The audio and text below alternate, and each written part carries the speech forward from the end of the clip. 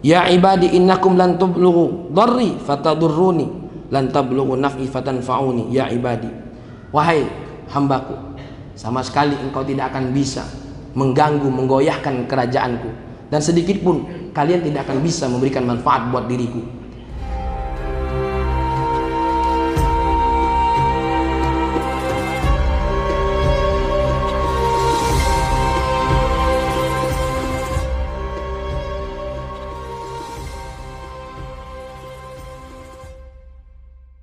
Fazal muttaqun. Wa qala Allah Ta'ala fil Qur'anil Karim, a'udzu billahi minasy syaithanir rajim. Bismillahirrahmanirrahim. Ya ayyuhalladzina amanu la yaskhar qaumun min qaumin asa an yakunu khairan minhum wala nisaa'un min nisaa'in asa an yakunna khairan minhun wala talmizu anfusakum wala tanabazu bil alqab bi'sal ismul fusuqu ba'dal iman wa man lam yatub fa ulaika humul zalimun.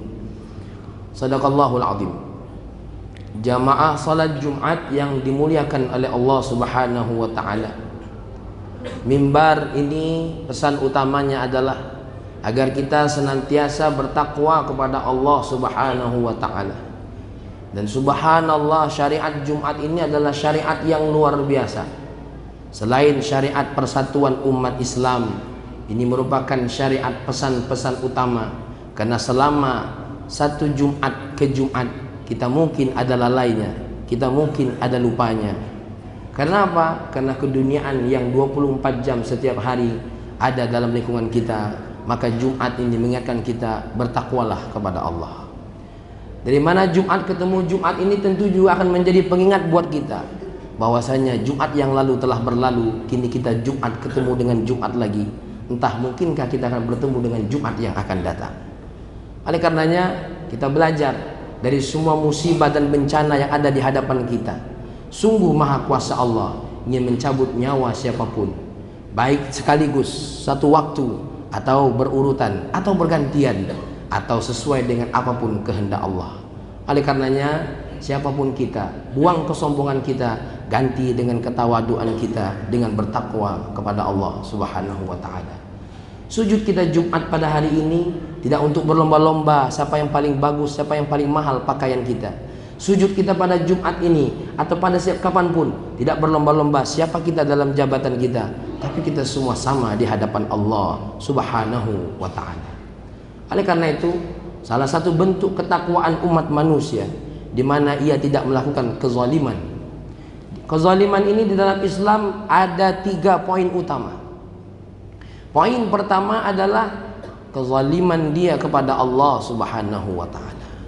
Allah Subhanahu wa taala mendokumentasikan di dalam Al-Qur'an di mana Allah bercerita tentang Sayyidina Luqman berpesan kepada anaknya, wa il qala Luqmanu libnihi wa huwa ya'idhuhu ya bunayya la tusyrik billah inna syirka la zulmun azim. Berkatalah Luqman kepada anaknya dan dia menasehati, wahai anakku, janganlah engkau menyekutukan Allah. Sesungguhnya menyekutukan Allah atau syirik adalah kezaliman yang paling besar. Dari semua dosa, dari semua kezaliman, maka siapa yang menyekutukan Allah adalah kezaliman yang paling agung. Di dalam ayat Allah, Allah berfirman, Allah akan mengampuni semua dosa kecuali syirik kepada Allah. Dan ini pesan buat kita, sebagaimana kita semua diajak mengingat setiap Jumat ini untuk tidak mati kecuali dalam kondisi Islam. Maka hati-hati siapapun yang menasihati kita dengan berkata jangan takut murtad, jangan takut murtad. Siapapun yang berkata seperti itu bertentangan dengan ayat Allah ini. Orang tua senantiasa berpesan kepada anaknya, jangan menyekutukan Allah, jangan lari dari agama Allah. Kok ada yang berani mengatakan jangan takut murtad? Padahal siapa yang mati di luar dari agama kita, sungguh dia tidak akan ada tempat di sisi Allah Subhanahu wa taala. Kita semua tahu Allah berfirman, Innad dina indallahil Islam. Sesungguhnya agama di sisi Allah adalah Islam. Wa may yabtaghi ghairal islami dinan fala yuqbala minhu. Siapa yang mencari selain Islam, maka tidak akan Allah terima. Jangan terima ungkapan semua agama benar. Tapi kalau semua orang beragama menganggap agamanya benar, dalam Al-Quran, lakum dinukum waliyadi. Kita tidak boleh menganggap semua agama benar. Maka kalau kita menganggap semua agama benar, berarti kita sedang menafikan agama kita sendiri. Ingat ayat ini, Allah yang berfirman, bukan Khatib Muhammad Atiq Fahmi yang berfirman. Beriman silahkan, tidak pun tidak apa-apa, semuanya akan bertanggung jawab di hadapan Allah masing-masing.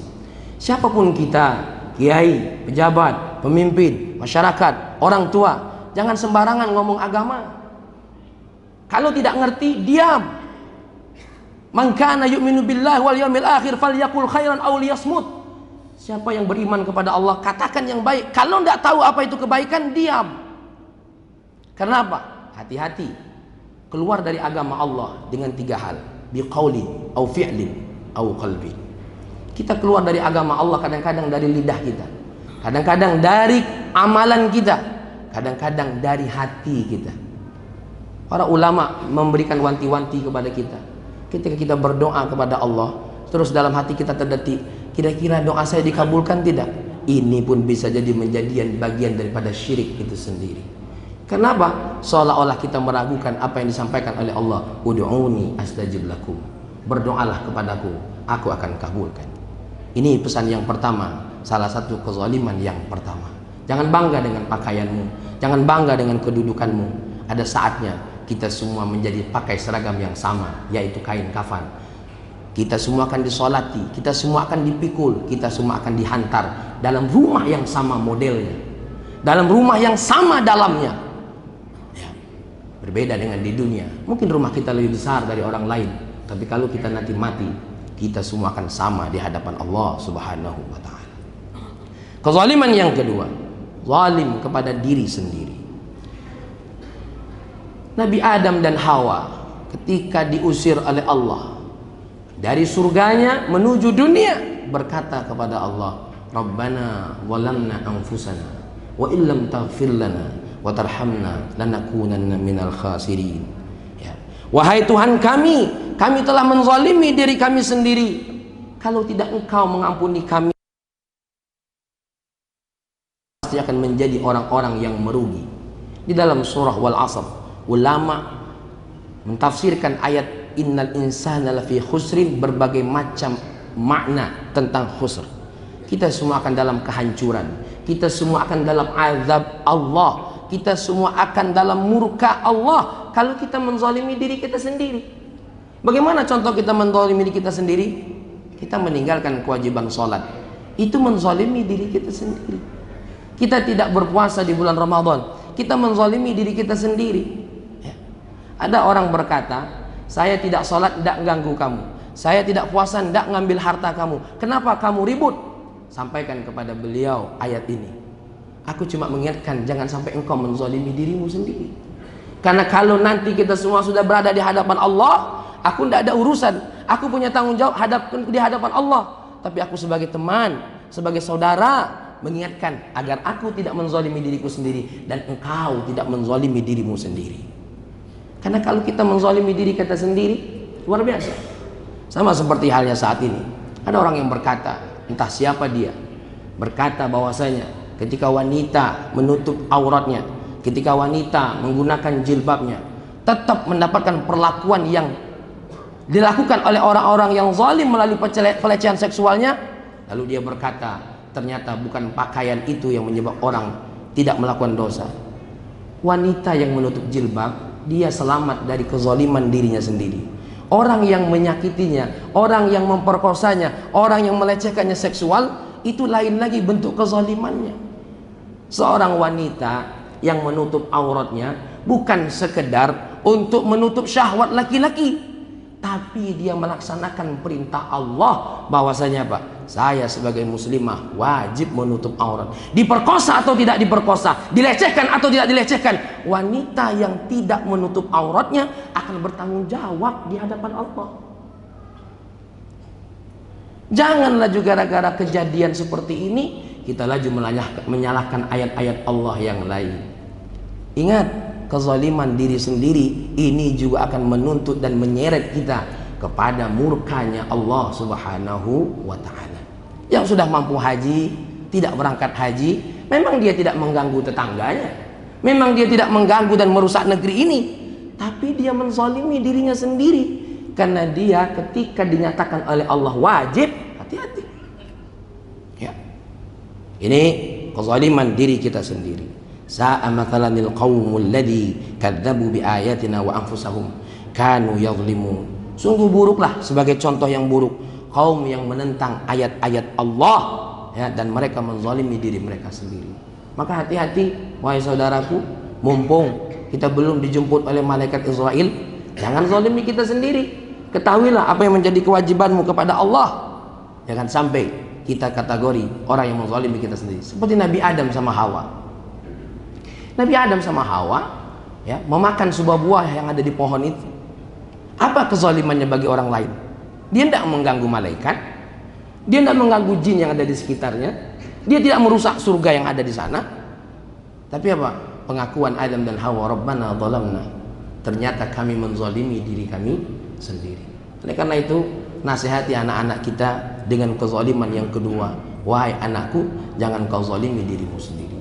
Dari sisi tubuh, jangan kita rusak diri kita dengan makanan yang akan mengganggu kita, merusak jantung kita, merusak ginjal kita, merusak semua anggota tubuh kita.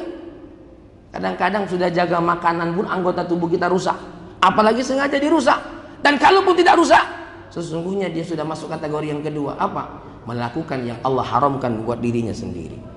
Dan yang terakhir, kezaliman yang ketiga, zalim kepada orang lain. Zalim kepada diri sendiri, asal dia beristighfar kepada Allah, bertaubat, mudah. Tapi hati-hati, zalim kepada orang lain ya. Zalim kepada orang lain, tidak ada taubat yang diterima kecuali orang yang dizalimi itu memaafkan, yang mengambil tanah orang lain, yang mengambil hak orang lain, yang menempatkan orang lain itu pada posisi bersalah padahal dia benar. Hati-hati. Yang merubah fakta, merubah berita, buruk dinyatakan baik, baik dinyatakan buruk. Hati-hati. Yang merubah hitungan timbangan. Hati-hati. Satu cerita yang masyhur yang pernah saya ceritakan di khutbah dan mimbar ini. Ada seseorang bapak-bapak pergi ke sungai mancing ikan, dapat ikan. Dalam hatinya betapa bahagianya anak dan istriku. Ketika di jalan pulang ketemu dengan seorang raja, lalu raja itu melihat ikan yang dibawanya, dia merasa senang, dia teringat dengan istrinya, dia minta ikan itu, bahkan dia mau beli. Apa kata bapak tadi? Mohon maaf, ini untuk keluargaku. Karena tidak diberikan, diambil paksa. Pulang, raja ini bahagia, istrinya ikut makan, anaknya ikut makan, orang-orang di sekitarnya ikut makan. Subhanallah ya. Waktu dengan waktu, ini raja tangannya sakit, diamputasi sampai pergelangan tangan, masih sakit, diamputasi sampai ke siku. Untung ada ulama ahlu hikmah. Wahai raja, coba engkau ingat-ingat dosa apa yang kau lakukan dengan tanganmu ini. Lalu dia ingat, dia ingin manggil orang yang diambil ikannya. Dia panggil, wahai ya, wahai engkau yang aku zalimi, apa yang engkau doakan kepada Allah ketika aku mengambil ikan? Aku tidak berdoa apa-apa kecuali satu doa saja. Ya Allah, ini penguasa sudah menunjukkan kuasanya, maka engkau yang maha kuasa, tunjukkan pula kuasamu ya.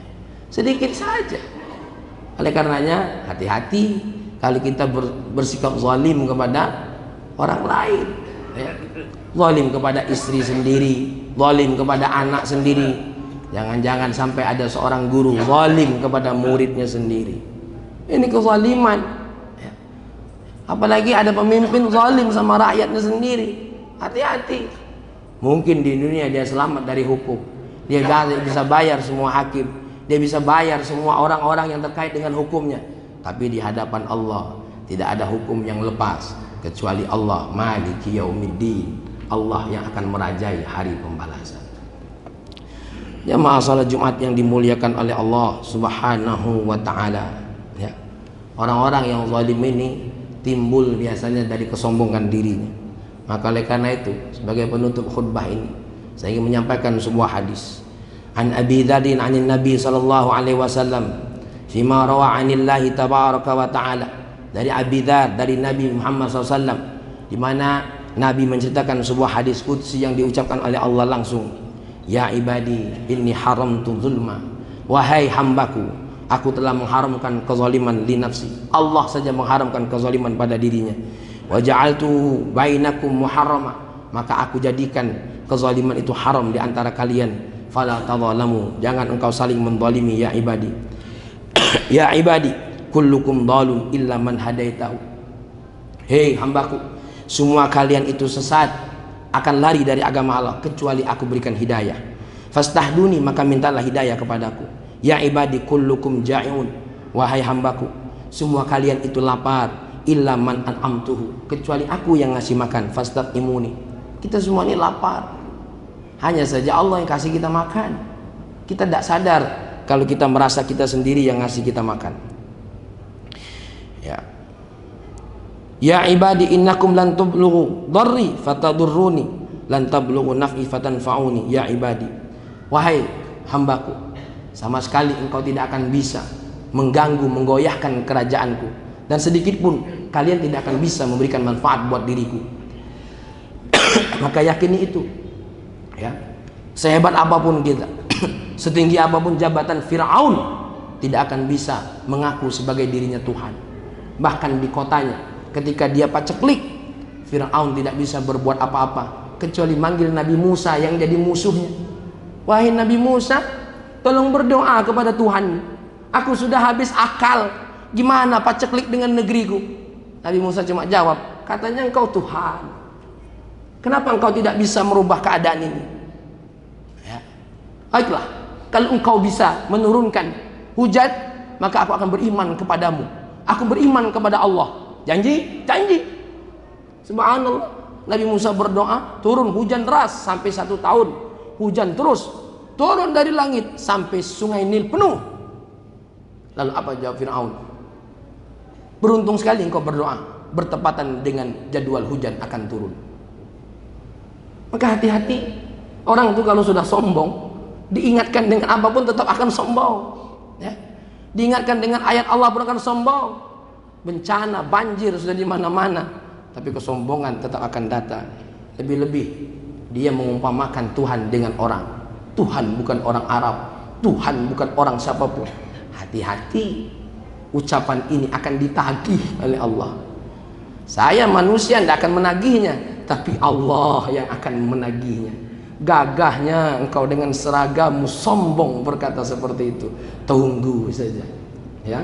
Allah akan berkata lain terhadap dirimu. Sudah ada contohnya Fir'aun dan Qarun. Ibadallah, saya hanya mengingatkan saja, terutama untuk diri saya. Mudah-mudahan saya yang berpotensi berdosa ini, saya berpotensi su'ul khatimah ini, senantiasa minta kepada Allah, mudah-mudahan husnul khatimah. Kita semua saling menjaga, baik saya maupun kita semua yang hadir ini, untuk saling mengingatkan agar kita semua selamat di hadapan Allah Subhanahu wa ta'ala. Berbahagialah kalau ada dulur kita, kalau ada saudara kita yang mengingatkan kita, yang menarik kita dari jurang kemurkaan Allah.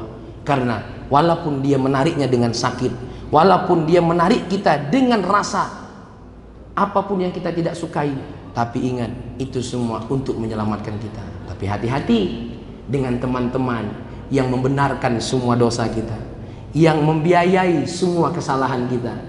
Karena itu sesungguhnya musuh yang sesungguhnya. Ketika nanti sudah berada di hadapan Allah, mereka semua tidak bisa menolong kita. Jangankan menolong kita, menolong dirinya sendiri dia tidak akan bisa. Ya Allah, ampuni dosa kami ya Allah, dosa orang tua kami ya Allah, dosa orang-orang yang kami cintai ya Allah, keluarga kami, keturunan kami, kerabat kami, tetangga kami ya Allah, juga pemimpin-pemimpin kami ya Allah. Kebenaran mereka ya Allah catat sebagai kebenaran yang indah, tapi keburukan mereka ya Allah beri mereka kesempatan untuk merubahnya menjadi baik. Tapi kalau memang menolak, ya Allah, Engkaulah yang punya keputusan. Ya Allah, ya Rahman, ya Karim, jaga masyarakat kami ya Allah, masyarakat Silampari dan sekitarnya, masyarakat seluruh Indonesia ya Allah, masyarakat seluruh bumimu yang indah ini ya Allah, dari kemusyrikan ya Rahman, ya Karim, dari kezaliman ya Allah. Lindungi kami dari bencana apapun ya Allah, bencana iman ataupun bencana alam ya Allah. Kalaupun memang bencana alam datang menimpa kami ya Allah, jagalah hati kami untuk senantiasa beriman kepadamu ya Allah. Ketika itu datang kalimat kami keluar, la ilaha illallah Muhammadur Rasulullah ya Allah.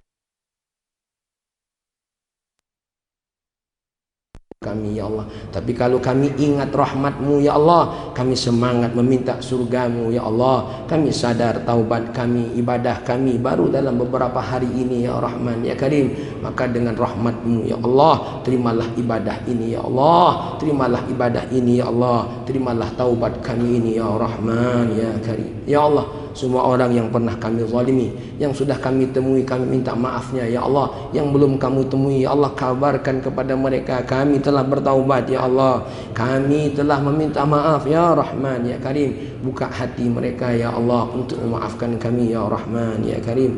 Ya Rahman, ya Karim, luaskanlah kami dalam mencari rezekimu ya Allah. Berkahi semuanya ya Allah, terutama anak-anak kami.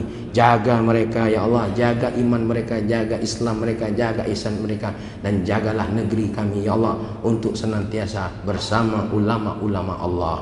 Rabbana